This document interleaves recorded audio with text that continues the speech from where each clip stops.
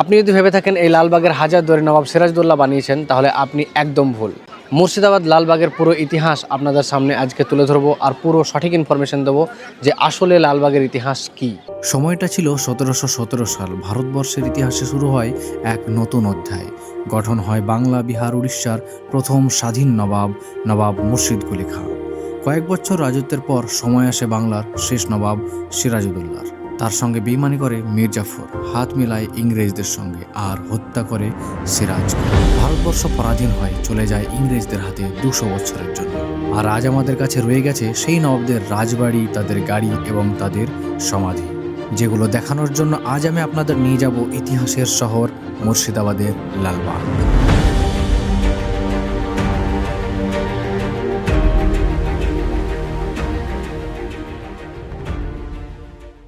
সবাইকে শুভ সকাল। এখন আমি দাঁড়িয়ে আছি হাজারদুয়ারি প্যালেসের সামনে। এখন ঘড়িতে সময় 10টা। তো এই সকাল থেকে সন্ধ্যে পর্যন্ত আজ আমরা এক্সপ্লোর করব মুর্শিদাবাদের লালবাগ। প্রথমে স্টার্ট করছি এই হাজারদুয়ারি থেকে। হাজারদুয়ারি দেখার পর এখানে যে সাইড সিনের যে জায়গাগুলো আছে, এক এক করে কাঠগোলা বাগান বাড়ি থেকে আরম্ভ করে সব কিছুই আপনাদেরকে দেখাবো। আর এই হাজারদুয়ারি প্যালেসের টিকিট চার্জ অনলি 20 রুপিস অনলাইনে, আর অফলাইনে হচ্ছে 25 রুপিস। মানে আপনি যদি ফিজিক্যালি কাটেন 25 টাকা লাগবে, আর যদি সামনে এখানে দাঁড়িয়ে অনলাইনে কেটেন তো 20 টাকা লাগবে। তো চলুন এবার হাজারদুয়ারিটাকে আগে এক্সপ্লোর করি। 1829 সালে কর্নেল ড্যানক্যান ম্যাকলয়েড এবং হুমায়ুন ঝা মিলিতভাবে ভাগীরথী নদীর তীরে শুরু করে এই হাজারদুয়ারি প্যালেস নির্মাণের কাজ। খরচ হয় 16.5 লক্ষ স্বর্ণমুদ্রা, যা আজকের দিনে প্রায় কয়েক হাজার কোটি টাকা। প্রায় 8 বছর পর এই নির্মাণ কাজ শেষ হয়, আর 1837 সালে ওপেন করা হয় হাজারদুয়ারি প্যালেস।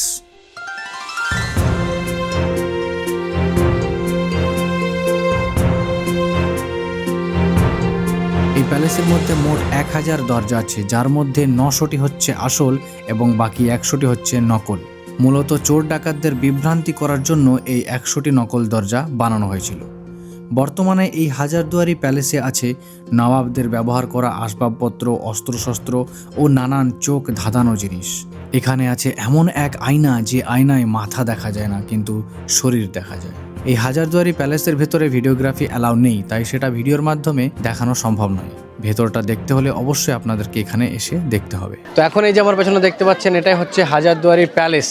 সো এখানে আজকে এত মানুষ এসেছে যে কি বলবো, চারিদিকে ভিড়। তো অবশ্যই চেষ্টা করবেন চারিদিকের সাইড সিনগুলো করার পর লাস্টে এখানে আসার, তাহলে আপনারা ফুল মস্তি করতে পারবেন, বেশিক্ষণ সময় দিতে পারবেন।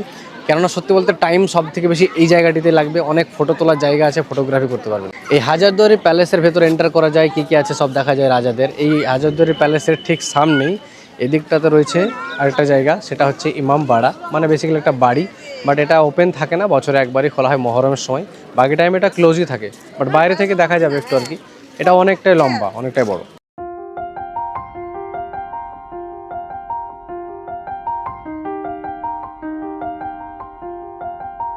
আঠেরোশো 1947 সালে ফেরাদুন ঝা নির্মাণ করে এই ইমাম বাড়াটিকে, যার মধ্যে আছে পবিত্র কোরআন শরীফ, মক্কার মাটি ও আরও অনেক জিনিস।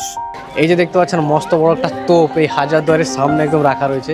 এই তোপটা মানে যেমন তেমন তোপ না, এই যখন যখন চালাতো, যখন ইউজ করা হতো না, পুরো এরিয়া না কাঁপিয়ে দিত একদম। এই কামান এত বেশি গর্জন করত যে তখনকার সময় প্রসূতি মহিলারা সন্তান প্রসব করে ফেলতেন, আর তখন থেকেই এর নাম হয় বাচ্চোওয়ালি তোপ। হাজারদুয়ারি প্যালেসের সামনে আছে ঘড়িঘর। তখনকার সময় নদীপথে যারা ব্যবসা করত, তারা এই ঘড়ি দেখে সময় নির্ধারণ করত।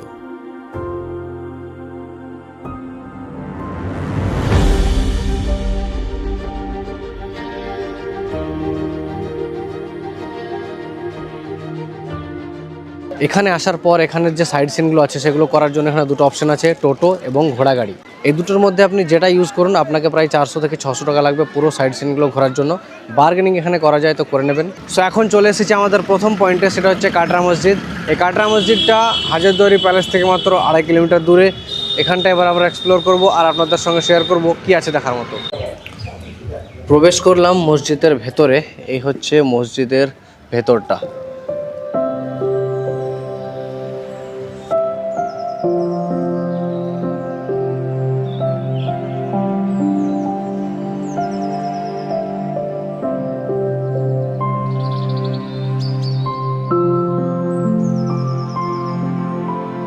চারিদিকে অনেক ছোট্ট ছোট্ট জায়গা করা আছে। শুনেছিলাম নাকি এই চারিদিকটাতেই কোরআন শরীফ পড়ানো হতো। আর এই হচ্ছে মেন মসজিদ। এবার আপনাদেরকে ভেতরটা দেখাচ্ছি এখন কি কন্ডিশনে রয়েছে। এটা হচ্ছে মেন এন্ট্রান্স। এই যে ভেতরটা এখন একটা ধ্বংসস্তূপ। ভূমিকম্পের ফলে নাকি এটা ভেঙে গেছিল, বা এটা জানি না কতটা সত্যি কতটা মিথ্যা। এই হচ্ছে ভেতরটা। 1897 সালে ভয়াবহ ভূমিকম্পের ফলে এই মসজিদ ক্ষতিগ্রস্ত হয়। এই মসজিদের 5টি গম্বুজের মধ্যে 3টি গম্বুজ ভেঙে যায়, আর মসজিদের 4 কোণার 4টি মিনারের মধ্যে 2টি মিনারও ভেঙে যায়। এই মসজিদে তখনকার সময় 2000 জন একসঙ্গে নামাজ পড়তে পারতেন। বাংলার প্রথম স্বাধীন নবাব মুর্শিদ কুলি খাঁ তিনার শেষ জীবনে এখানেই নামাজ পড়েছেন, এবং তিনার নির্দেশ হিসাবে মৃত্যুর পর এই মসজিদের প্রবেশদ্বারের সিঁড়ির নিচেই তিনাকে কব্বর দেওয়া হয়। এই মসজিদের তখনকার ইটের সাইজ দেখুন, জাস্ট এইটুকু ছোট্ট ছোট্ট ইট তখনকার সময় ছিল। এই যে একদম পাতলা পাতলা ইট, এইটুকু ইট দিয়ে পুরো মসজিদটা বানানো এত বড়। ভাবুন কতগুলো ইট লেগেছে এই মসজিদটাকে বানাতে। এইটুকু পাতলা পাতলা ইট ভাই, সব পাতলা পাতলা ইট। এখন চলে এসেছি দ্বিতীয় স্পটে। আর দ্বিতীয় স্পটটা হচ্ছে মুর্শিদ কুলি খাঁয়ের মেয়ে আজিমুন্নিসা বেগমের কবরস্থান। সো এখানে নাকি আজিমুন্নিসা বেগমকে জীবন্ত কবর দেওয়া হয়েছিল, আপনাদেরকে দেখাচ্ছি। মুর্শিদ কুলি খাঁয়ের মেয়ে আজিমুন্নিসা বেগম নাকি তখনকার সময় ছোট্ট বাচ্চাদের কলিজা খেতেন, তাই তিনার নাম দেওয়া হয়েছিল কলিজা খাঁকে, যার ইতিহাসে কোনো প্রমাণ নেই। অন্যদিকে তিনি নাকি মসজিদ বানিয়েছিলেন এবং পিতার মতো নির্দেশ দিয়েছিলেন তাকে যেন মৃত্যুর পর মসজিদের সিঁড়ির নিচেই কবর দেওয়া হয়। এই মুহূর্তে এই যে সিঁড়িতে আমি হাঁটছি, এই সিঁড়ি থেকে উঠে এই যে সামনের এই যে জায়গাটা, এর নিচেই আছে আজিমুন্নিসা বেগমের কব্বরটা। এর ঠিক নিচে এই হচ্ছে আজিমুন্নিসা বেগমের কব্বর। এই যে নিচে এখানটায় আছে, আর এই উপরেই হচ্ছে সিঁড়ির জায়গাগুলো। এবার আমরা নেক্সট চলে এসেছি জগৎ শেঠের বাড়ি। এটা হচ্ছে শেঠের বাড়ি। তো শেঠ সাহেবের বাড়ি এখানকার কেমন আপনাদেরকে এবার যতটা পসিবল দেখাবো, কারণ হচ্ছে এখানে রেকর্ডিং ভিডিও নট অ্যালাউড। তো ফোনের দ্বারা যতটুকু পসিবল ততটুকু আপনাদেরকে দেখাচ্ছি। এখানকার এন্ট্রি ফি মাত্র 30 টাকা পার পার্সন। 30 টাকা দিয়ে এন্ট্রি করে পুরো বাড়িটা ঘুরতে পারবেন। জগৎ শেঠ ছিলেন তখনকার সময়ের একজন ধনী ব্যক্তি। তিনি এই বাড়িতেই ব্যাংকিং সার্ভিস চালাতেন, এবং তিনি এতই বড় লোক ছিলেন যে তিনি ইংরেজদেরকেও টাকা ধার দিতেন। এখন তার বাড়িতে আছে তার ব্যবহার করা গাড়ি এবং নানান জিনিসপত্র। এই জগৎ শেঠের বাড়িটাকে ঘুরে এটুকু বুঝতে পারলাম উনি ভাই খুব লাক্সারি লাইফে কিন্তু থাকতেন। মানে যা জিনিস আছে না ওনার, দারুণ। সো এখানে এলে অবশ্যই জগৎ শেঠের বাড়ি একবার ঘুরে যাবেন, তাহলে বুঝতে পারবেন যে তখনকার সময়ের বড়লোক বা কোটিপতি মানুষদের লাইফটা কেমন ছিল। এবার চলে এলাম পরবর্তী গন্তব্য কাঠগোলা বাগানবাড়ি। 40 টাকা পার পার্সন টিকিট চার্জ এখানে। তো 40 টাকা টিকিট কেটে এন্টার করলাম এই কাঠগোলা বাগানবাড়িতে। এবার দেখি কি কি আছে দেখার মতো এখানে। প্রবেশ করার পরে প্রথমেই দেখতে পাবেন একটা গোপন সুড়ঙ্গ পথ, যেটা নাকি জগৎ শেঠের বাড়ি পর্যন্ত গেছে, কিন্তু কতটা সত্য সেটা আজও অজানা।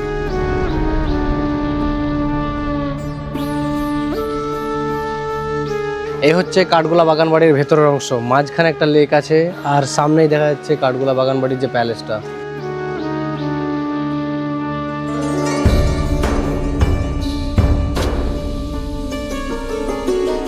দুগ্গার বংশের অবসর সময় কাটানোর জায়গা ছিল এই বাগানবাড়ি।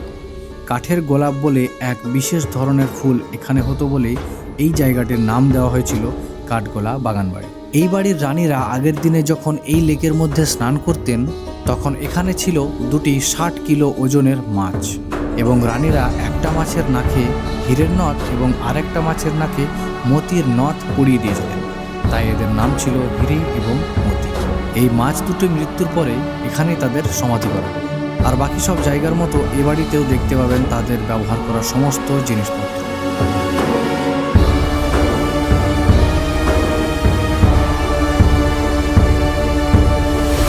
মুর্শিদাবাদের লালবাগের মধ্যে হাজারদুয়ারি আর মতিঝিল বাদে যদি তৃতীয় কোনো ফেমাস জায়গা হয়, সেটা হচ্ছে এটা কাঠগোলার বাগানবাড়ি। প্রচুর সংখ্যক মানুষ এখানে আসে আর ফটোগ্রাফি ভিডিওগ্রাফি করে, এনজয় করে। আর দেখার মতো ভেতরে অনেক জিনিসপত্র আছে, রেকর্ডিং অ্যালাউ নেই, ওগুলো আপনাদেরকে এখানে এসে দেখতে হবে।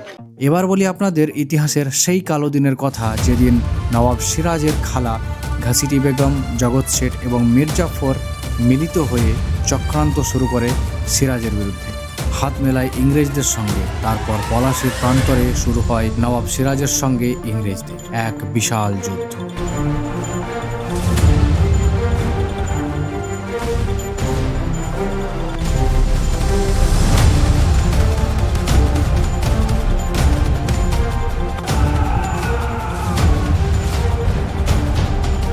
নবাব সিরাজের সঙ্গে ইংরেজদের এই যুদ্ধে মির্জাফর করেছিল বেইমানি, যার কারণে নবাব সিরাজ এই যুদ্ধে হেরে গিয়েছিলেন এবং পরবর্তী সময়ে মির্জাফর পরিকল্পনা করে নবাব সিরাজকে হত্যা করে আর তাকে কব্বর দেওয়া হয় খোশবাগে। চলুন আপনাদের নিয়ে যাই।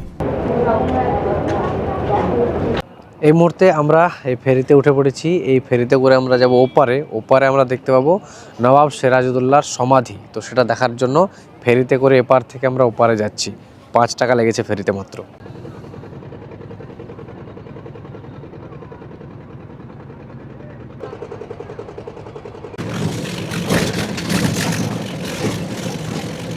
এখন বর্তমানে টোটো থেকে নেমে গেছি আর এই সমাধির এই গেটে চলে এসেছি। এই গেট দিয়ে এন্টার করব। অনেকটাই লম্বা রাস্তা আছে, তো পুরোটা হেঁটে যেতে হবে। তারপর আমরা দেখতে পাবো নবাব সিরাজউদ্দৌলার সমাধি। তো তার জন্য আমরা চললাম এগিয়ে। আপনারা যে জায়গাটায় এসেছেন এই জায়গাটার নাম হচ্ছে খোশবাগ। খোশবাগ নবাব আলীবর্দী খাঁ তৈরি করে 1740-এ। এইখানে বিভিন্ন রকমের গোলাপ ফুলের চাষ ছিল, তখন কিন্তু কবর ছিল না, গোলাপের চাষ হতো। এর নাম ছিল খুশবুবাগ, পরে নাম হয় খোশবাগ। এই যে কবরটা দেখছেন আমিনা বেগম, আমিনা বেগম হচ্ছে সিরাজউদ্দৌলার মা। এই যে জায়গাটা দেখতে পাচ্ছেন এখানে 17 জনের কব্বর আছে। 17 জনের কিন্তু পরিচয় ঠিক করে করা যায়নি যে কে কোনটা, বাট এরা ছিলেন সিরাজউদ্দৌলা, নবাব সিরাজউদ্দৌলার আত্মীয়। তাদেরকে মির্জাফরের বংশধর বা মিরন সে হত্যা করেছিল বিষ খাইয়ে রাতের বেলা, আর রাতারাতি তাদেরকে এখানে কব্বর দেওয়া হয়েছিল। এই হচ্ছে সেই জায়গাটা। অনেকগুলো কবর দেখতে দেখতে এবার আমরা ফাইনালি চলে এসেছি নবাব সিরাজউদ্দৌলার কবর দেখার জন্য। আর এই যে জায়গাটা দেখতে পাচ্ছেন এই ঘরটা, এখানে আছে ওনার কবর। এই জায়গাটা বা এর ঘরটার নাম হচ্ছে 12 দুয়ারি। তো এবার আপনাদেরকে দেখাবো এই 12 দুয়ারের ভিতরে কোথায় নবাব সিরাজউদ্দৌলার কব্বরটা আসলে আছে। এখানে দেখতে পাচ্ছি প্রথমে ঘরে এন্টার করার পরে 4টে কব্বর আছে বা 4টে সমাধি আছে। তো আমরা এক এক করে বলে দেবো কোনটা কার। বলুন। দেখুন ওই যে প্লেট দেওয়া কবর আছে বাংলা বিহার উড়িষ্যার শেষ স্বাধীন নবাব সিরাজউদ্দৌলার কবর।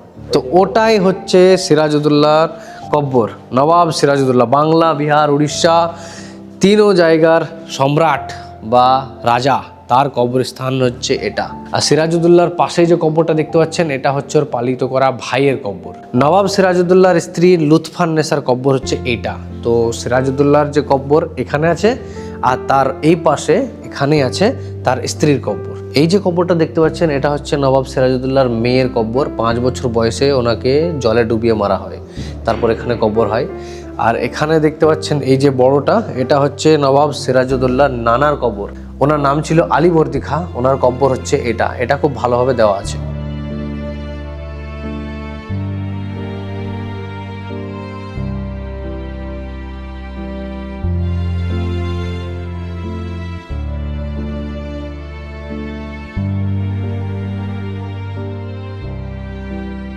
এই পুরো সমাধির এরিয়াটাকে ঘুরতে কিন্তু কোনো রকম টাকা লাগে না। তো পুরোটা হচ্ছে এন্ট্রি ফ্রি। এখানে গাইডের জন্য 100 টাকা চার্জেস লাগে। যদি নিতে চান তো নিতে পারেন, না নিলেও কোনো অসুবিধা নেই। বাট নেওয়াটা ভালো, নাহলে কার কব্বর ভাই কিছুই বুঝতে পারবেন না। এরা কিন্তু চালাকি করার জন্য বা গাইডটাকে নেওয়ার জন্য কব্বরে কোথাও কিছু লিখে রাখেনি যে কোনটা কার। তো সব কিছু ফাঁকা পড়ে আছে, তো আপনি এসে তো কিছু বুঝতে পারবেন না কোনটা কার। তো গাইড নিলে সেটা হয়ে যাবে আর কি। তো গাইড নেওয়াটা বেটার যদি ভালো করে এক্সপ্লোর করতে চান বা ইতিহাসটাকে ভালো করে জানতে চান। তো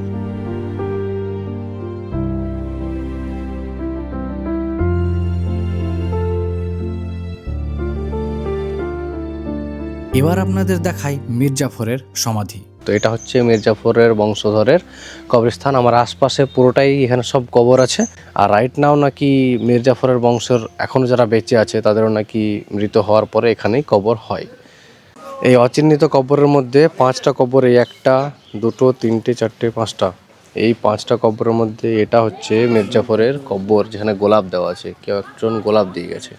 আর এই যে ভেতরটা দেখতে পাচ্ছেন একটা কবর, এটা হচ্ছে মির্জাফরের যে স্ত্রী ছিল তার কবর, যার নাম ছিল মুন্নি বেগম। এবার চলে এলাম পরবর্তী জায়গা Motijheel park. So everyone, welcome to Motijheel park.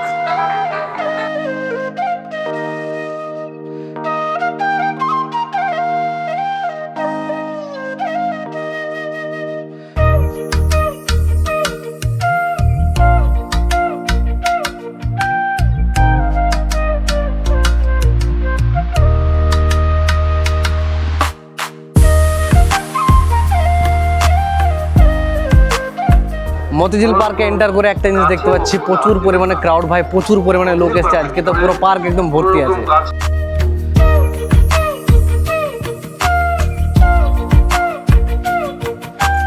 ওহো সাইকেলিং,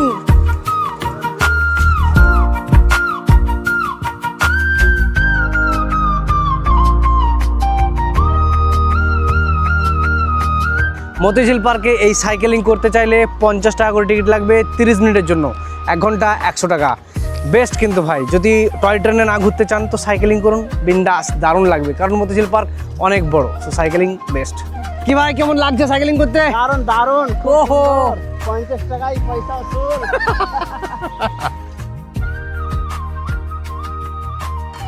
আরে বাচ্চারা সরে যাও একটু, হ্যাঁ চাপবে, বসো বসো বসো, সবাইকে এক এক করে সাইকেল চাপাবো যারা চাপতে চাইছে, ফ্রি অফ কস্ট।